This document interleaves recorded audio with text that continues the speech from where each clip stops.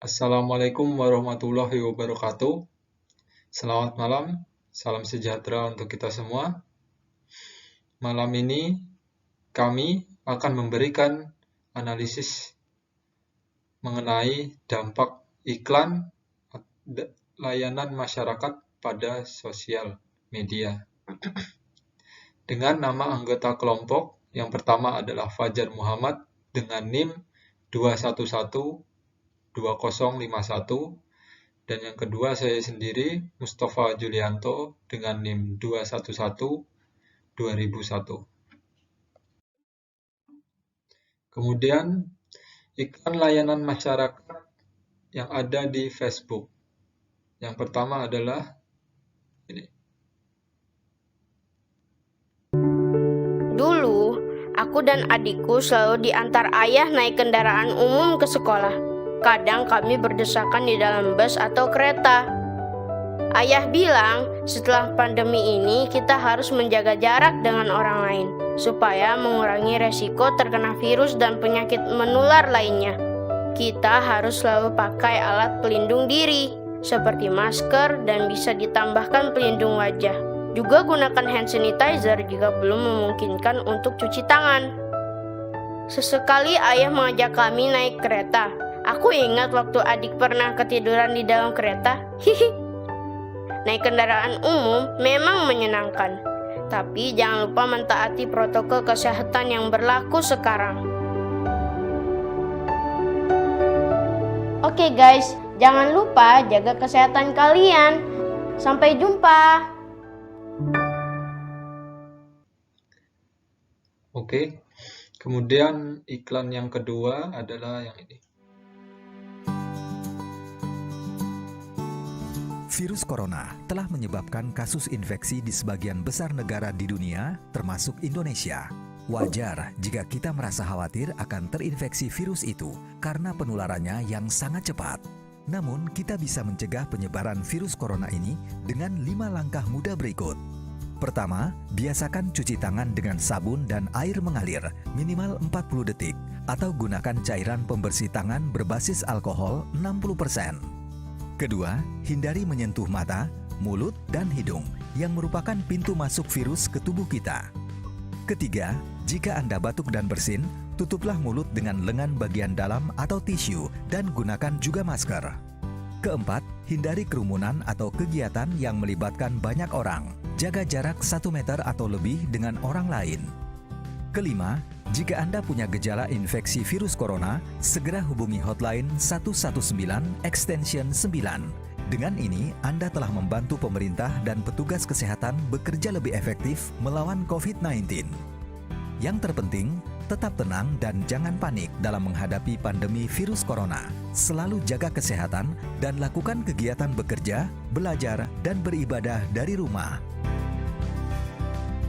Mari kita bersama-sama cegah penyebaran virus corona. Dengan melakukan kegiatan di rumah saja, nikmatilah waktu bersama keluarga. Jika ada kebutuhan yang mendesak yang harus dilakukan di luar rumah, terapkanlah social atau physical distancing. Dengan menjaga jarak saat berinteraksi minimal 1 meter sebagai langkah memutus rantai penyebaran virus corona. Semoga bangsa Indonesia bisa segera keluar dari musibah ini.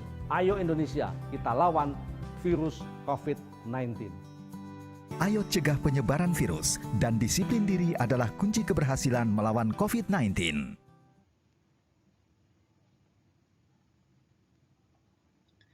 Oke. Kemudian, seperti yang kita lihat tadi, kedua iklan tersebut adalah iklan mengenai COVID-19. Dan berikut ini adalah keunggulan dan kelemahan dari kedua iklan tersebut. Yang pertama, keunggulannya.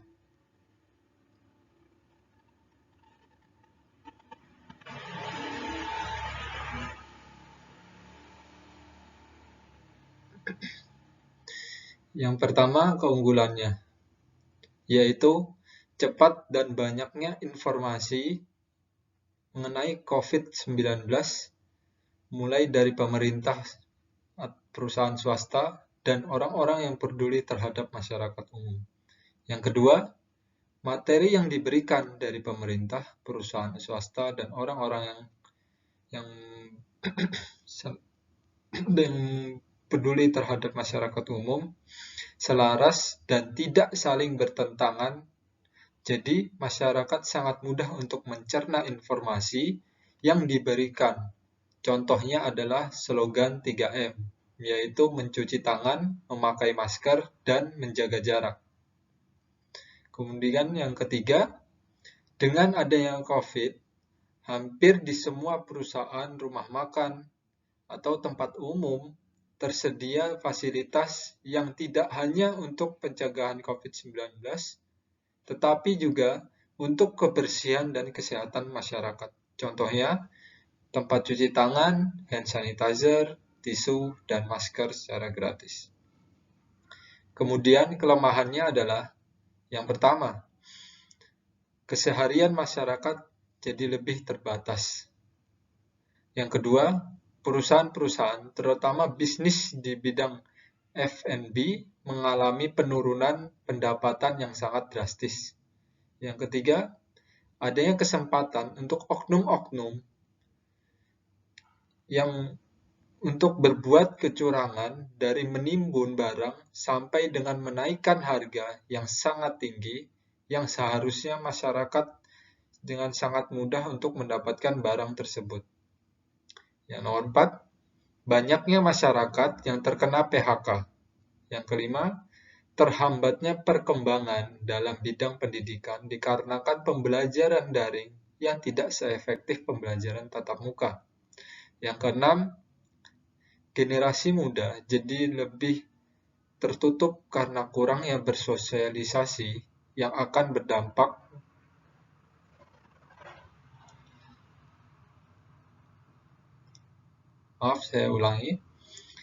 generasi muda jadi lebih tertutup karena kurangnya bersosialisasi yang akan berdampak negatif pada masa depan mereka. Kemudian, dampak pada masyarakat. Yang pertama, lebih sadarnya masyarakat akan pentingnya menjaga kesehatan. Kemudian yang kedua, masyarakat akan lebih tahu akan bahaya virus. Yang ketiga, munculnya kebiasaan baru seperti mencuci tangan, menggunakan masker, dan menjaga jarak. Yang keempat, pedulinya masyarakat terhadap diri sendiri dan orang sekitar. Yang kelima, masyarakat lebih disiplin dalam merawat dan menjaga diri baik untuk kesehatan diri sendiri dan juga pencegahan COVID-19. Yang keenam, kurangnya sosialisasi antar masyarakat.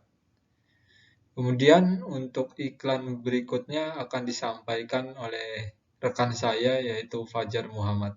Terima kasih. Oke, berikutnya ada iklan layanan masyarakat yang ada di TikTok. Di TikTok sendiri kami mengambil tema yaitu pungli atau stop pungli. Berikut adalah video pertama. Halo, Assalamualaikum. Apa kabar teman-teman semuanya? Teman-teman, ini ada pertanyaan yang menarik banget disampaikan pada saya. Pak, bagaimana caranya mencegah pungli atau biaya administrasi di Dukcapil saat mengurus layanan administrasi kependudukan? Saat ini, layanan Dukcapil itu gratis, tidak dipungut biaya. Ada 24 layanan Dukcapil, semuanya gratis, tidak dipungut biaya. Nah, sejak kapan di Indonesia layanan Adminduk ini gratis? Sejak tahun 2014. Betul, dulu pernah berbayar, sekarang semuanya gratis. Nah, tolong sampaikan ini kepada seluruh petugas Dukcapil, petugas RT, RW, kelurahan, desa, kecamatan bahwa layanan Dukcapil itu gratis. Dan jangan lupa, teman-teman urus sendiri. Bagaimana kalau ada petugas Dukcapil yang ngotot bahwa ini berbayar? Tunjukkan video ini, bahwa layanan Dukcapil gratis. Oke. Selanjutnya kita ada video kedua. Stop pungli. Sobat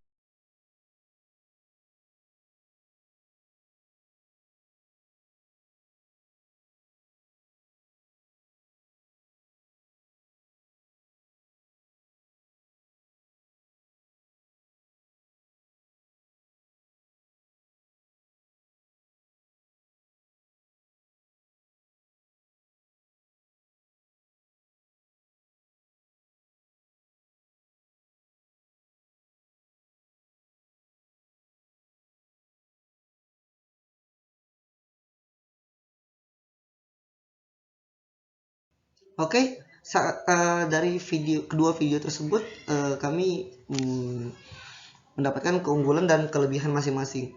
Untuk keunggulan sendiri, menurut kami itu adalah, dan pendapat pribadi saya, penyampaian yang menggunakan kata santai. Jadi orang-orang yang mendengar atau menonton lebih gampang atau mudah untuk mencerna. Kedua adalah disampaikan sendiri oleh Dirjen Dukcapil Kemendagri, yang berarti kayak video ini valid dan tidak mungkin dibuat-buat atau ada pihak ketiga, oknum-oknum yang istilahnya membuat berita hoax. Ketika pesan yang disampaikan jelas, padat, dan singkat. Terlihat dari Pak Dirjen Dukcapil sendiri, yang dimana dia membuat materi itu sangat benar-benar langsung ke poin inti, dan juga bapaknya sendiri itu memberitahu mana poin-poin yang penting, dan sekiranya dia udah mengantisipasi pertanyaan-pertanyaan yang sekiranya akan ditanyakan kepada publik atau kepada orang yang ingin bertanya atau punya unek-unek sendiri. Dan terakhir adalah ini, keunggulan dari video ini adalah petugas dan pegawai yang melihat ini video Pak Dirjen sendiri akan lebih takut untuk berbuat tindakan kecurangan atau pungli, dikarenakan udah ada tindakan tegas tersendiri. Lalu ada kelemahannya. Kelemahan tersendiri adalah dikarenakan pembahasan dari Dirjen Dukcapil Kemendagri ini termasuk penting.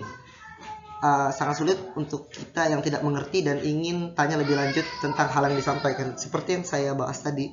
Jadi ketika kita tidak mengerti dan ingin bertanya, itu hanya berupa video, sementara materinya sendiri itu berbentuk video yang dimana kita tidak bisa tanya jawab dengan dirjennya, yang membuat video tersebut mendapatkan kekurangan berikut. 2. Seharusnya Dirjen Dukcapil Kemendagri memberi penjelasan tentang konsekuensi bagaimana jika petugas tidak melakukan hal yang tidak sesuai dengan aturan atau melakukan tindakan kecurangan. Ya, di sini kenapa saya menaruh di kelemahan, dikarenakan bagaimana jika petugas melakukan tindakan kecurangan. Dan yang ketiga, dari video di atas, Dirjen Dukcapil berkata untuk saat ini kalimat ini mengarah bahwa pendapat Dirjen sendiri itu atau biaya ini hanya bersifat sementara, tidak permanen. Dirjen sendiri tidak membuat penegasan bahwa ini selamanya gratis. Jadi sewaktu-waktu jika ada video atau undang-undang yang lebih baru dan ternyata itu berbayar, kita sebagai orang-orang yang tidak tahu info hanya berpatok pada video tersebut, apalagi untuk golongan tua yang jarang untuk membuka aplikasi TikTok atau sosial media, yang pasti lebih ketinggalan zaman untuk informasi yang diberikan. Oke, selanjutnya adalah dampak kepada masyarakat. Yang pertama adalah masyarakat menjadi lebih berani menghadap pungli. Dengan itu mereka pasti akan melawan untuk tindakan-tindakan kecurangan dari pegawai atau karyawan. Kedua, masyarakat memiliki modal tentang saat menghadapi pungli, seperti kata Dirjen sendiri, tinggal tunjukin video ke petugas. Ketiga, masyarakat jadi lebih tahu kalau pemerintah tidak akan mempersulit pengurusan dalam bentuk apapun, baik syarat-syarat, dokumen, administrasi, dan lain-lain. Dikarenakan tiba-tiba seperti kata Pak Dirjen sendiri, kalau tiba-tiba ada biaya tambahan yang membuat masyarakat tidak tahu itu, ini bentuk video untuk pembelajaran agar menangkis hal tersebut. 4 adalah masyarakat tidak mudah untuk diakali, dicurangi oleh petugas dan pegawai, seperti poin di atas yang telah saya sampaikan. Lalu iklan masyarakat yang ada di Instagram. Untuk kedua video ini, ada video pertama 7 menit dan video kedua berdurasi 1 menit. Saya seorang ibu biasa, ibu yang mencintai. Dan sebelumnya video ini bertema bahaya narkotika atau apa saja dampak positif dan negatif narkotika kepada kehidupan Dan ini adalah contoh iklannya. Cintai dan menempatkan keluarga di atas segalanya. Mungkin seperti Anda juga. Impian saya sederhana, membahagiakan keluarga, juga membesarkan anak yang berbakti dan berprestasi. Seluruh waktu dan tenaga saya kerahkan untuk mewujudkannya. Tapi tentu saja, hidup tidaklah mudah.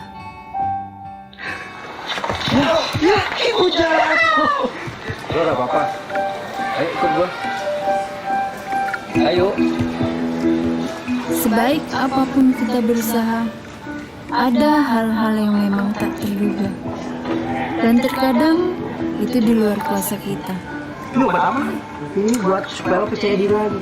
Ini buat supaya semangat lo hidup lagi lah. Kita juga udah pada mau ini. Ini buat lo. Sebentar ya mas.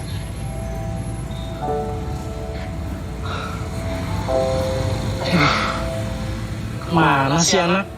Gimana Pak hari ini? Angga, makan dulu nak. Angga. Lihat tuh. Hati-hati ya Pak. Iya, assalamualaikum. Waalaikumsalam. Salam. Angga makan dulu.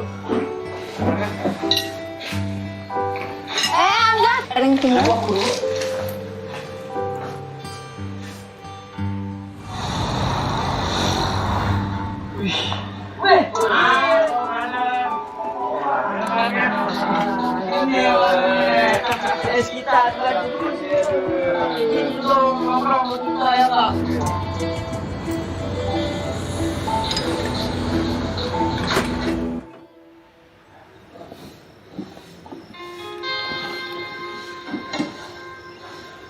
Angga?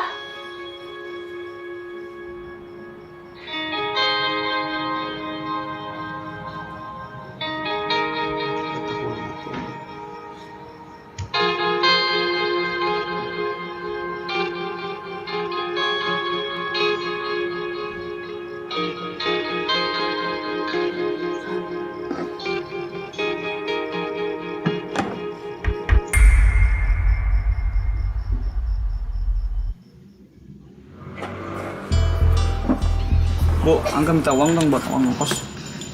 Angga ini apa? Semalam ibu nemuin di kamar kamu. Di sini saya akan membahas, bisa terlihat jelas kalau ibunya atau orang tuanya sudah mengetahui untuk kalau anaknya sendiri telah melakukan narkoba, tapi ibunya malah tidak tegas di sini. Yang akan saya bahas di poin selanjutnya. Ini bukan punya Angga, Bu. Ini punya teman Angga.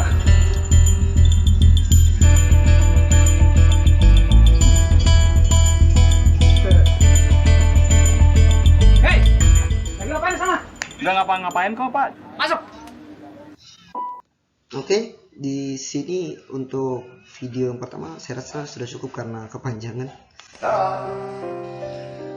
Dear Diary, aku sedih banget. Papa, Mama makin sibuk aja sama kerjaan mereka. Aku kesepian sendiri, sedih, kecewa, takut. Aku nggak mau kepedihanku ini membuatku lari ke narkoba. Please, bawa Papa, Mama pulang. Perhatian dan doa orang tua menjauhkan anak-anak kita dari narkoba. Lalu ada kelebihan dan kelemahan. Kelebihan sendiri adalah memberikan edukasi tentang seberapa berbahaya narkoba. Tentu saja karena yang membuat video sendiri adalah BNN, yaitu Badan Narkotika Nasional, yang pasti membahas tentang narkoba. Kedua adalah pentingnya untuk memilah, untuk dijadikan teman dan bergaul atau bersosialisasi. Karena dilihat dari video sendiri bahwa yang membuat dia atau karakter utama ini terjerumus dalam narkoba itu karena teman-temannya sendiri yang mengajak dia untuk terjun ke narkoba ini. Ketiga adalah pentingnya perhatian dan pengawasan orang tua terhadap anak mereka.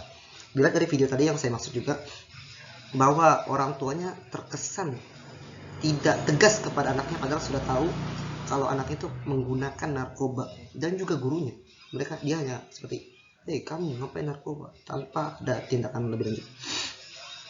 Ketiga adalah pentingnya perhatian dan pengawasan dari orang tua kepada anak mereka. Yang keempat adalah cara penyampaian dari lembaga BNN yang sangat kreatif dan memberikan informasi tentang narkoba. Keempat sendiri ini dimaksud adalah penyampaian dari lembaga video yang disampaikan oleh lembaga BNN ini sangat istilahnya unik dan kreatif, di mana mereka itu menyampaikan hanya poin-poin penting dan skenarionya dia sangat menarik untuk dilihat. Dan kelima adalah video yang disampaikan sangat relate dengan kehidupan nyata yang terjadi di Indonesia. Kenapa seperti itu? Karena rata-rata kasus-kasus yang terjadi di Indonesia, mereka tuh beralasan, pelaku pengguna narkoba ini beralasan seperti, saya diajak teman saya ikut teman saya broken home, karena ini orang tua saya begini membuat saya memberi tekanan kepada saya, dan otomatis saya terjun ke narkoba karena stres, untuk meluapkan stres. Dan itulah pentingnya kenapa kelebihan video ini sangat relate di kehidupan nyata. Lalu selain dari kelebihan pasti ada kelemahan. Kelemahan sendiri adalah iklan yang disampaikan hanya diberikan lewat sosial media, Instagram. Harusnya iklan seperti ini muncul di iklan-iklan televisi di Indonesia, seperti iklan di Siar, SCTV, RCTI, dikarenakan kalau ditaruh di TV media, TV televisi, iklan televisi, yang melihat adalah anak kecil yang tentunya untuk pembelajaran untuk mereka tentang bahaya narkoba, dan orang tua tentang lebih waspada lagi untuk melihat anaknya dan cara mendidik anak yang benar agar jauh dari tindakan narkoba. Lalu kedua, seharusnya iklan ini memperlihatkan dampak fisik yang nyata terhadap pengguna narkoba, agar orang yang menonton itu takut atau enggan untuk mengikuti karena takut dampak fisik yang di iklan ini,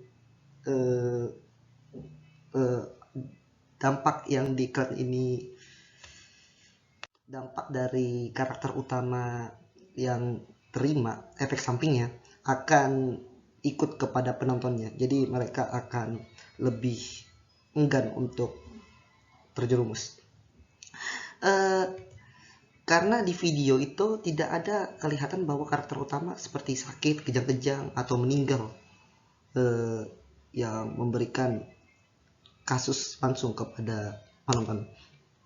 Ketiga, iklan bisa dibilang terlalu terbelit-belit dan tidak semua orang mendapatkan makna penting sesungguhnya dalam narkoba. Yang saya maksud dalam sini adalah video yang tergolong panjang dan sangat kemana-mana.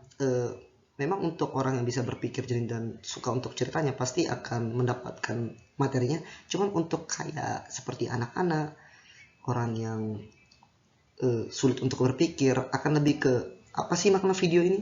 Dan jujur untuk bagi saya sendiri, video ini sangat bagus karena dapat saya terima sendiri, tapi saya tidak tahu untuk orang lain.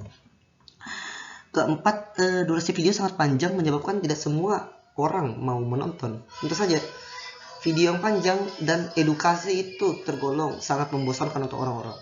Walaupun video dan animasi dari BNN sendiri sangat bagus dan sangat menarik, tapi tentu saja untuk video yang panjang dan hanya berujung ke edukasi, rata-rata orang apalagi anak-anak sangat malas untuk menonton. Dan kelima, dalam video pertama kita lihat jelas bahwa tindakan orang tua dan gurunya tidak tegas kepada muridnya, khususnya menggunakan narkoba yang memberi kesan buruk pada video tersebut. Karena kan perilaku orang tua dan guru dalam situ sangat tidak wajar atau agak nggak make sense gitu untuk kita terima. Dikarenakan kayak, masa orang tua tahu anaknya lagi melakukan tindakan seperti itu tapi hanya diam dan kayak, apa ini, kenapa? Dan saat anaknya ngeles berbohong, ibunya hanya kayak, oh ya udah. Harusnya diperlihatkan seperti apa dampaknya. Contoh yang saya maksud kayak anaknya dipukul atau apa yang membuat kapok, dan jadi penonton video apalagi anak-anak saat melihatnya kayak, wah nanti aku dipukul sama mama yang kayak gini. Jadi ada kesan takut sendiri untuk ke anak-anak seperti yang saya maksud. Lalu ada dampak pada masyarakat. Yang pertama adalah membuat masyarakat tahu apa itu narkoba awal mula hingga konsekuensi penggunaan narkoba. Dijelaskan dari video tersebut. Kedua, tentang narkoba. Dua, masyarakat jadi takut untuk mencoba atau menggunakan narkoba dikarenakan dia sampai mencuri, sampai berbohong, sampai menjadi tertutup kepada keluarga karena narkoba. Tiga, telah membuat masyarakat lebih waspada akan terjadinya penyalahgunaan narkoba. Dengan adanya video ini atau video yang disampaikan, pasti orang-orang akan lebih ke aku nggak mau coba-coba narkoba. Keempat, masyarakat jadi tahu efek samping penggunaan narkoba. Efek samping dimaksud seperti tadi, tertutup, menjadi kurang ajar, dan sampai mencuri itu sangat tidak baik. Kelima adalah masyarakat jadi lebih tahu penggunaan narkoba, lebih tahu perilaku penggunaan narkoba seperti tidur, susah diajak ngobrol, muka kelihatan selalu ngantuk dan lemes, dan segala macam. Dan keenam, masyarakat jadi lebih tahu apa yang harus dilakukan saat melihat hal-hal yang berkaitan dengan narkoba, seperti melaporkan ke polisi, atau langsung melaporkan ke orang tua, atau langsung ditindak agar orang-orang tidak berani lagi untuk melakukan hal tersebut. Dan yang terakhir atau yang ketujuh adalah berkurangnya kasus penyalahgunaan narkoba yang terjadi di masyarakat. Kenapa seperti itu? Karena dengan video ini orang-orang jadi lebih segan, lebih tahu kalau itu hal yang salah. Yang maunya orang-orang tuh kadang kurang pembelajaran tentang bahaya sekali narkoba, karena narkoba kan sebenarnya obat yang disalahgunakan oleh orang-orang atau oknum-oknum tertentu. Jadi seperti itu penjelasan dari saya. Maaf jika ada salah kata. Saya akhiri. Wassalamualaikum warahmatullahi wabarakatuh. Terima kasih.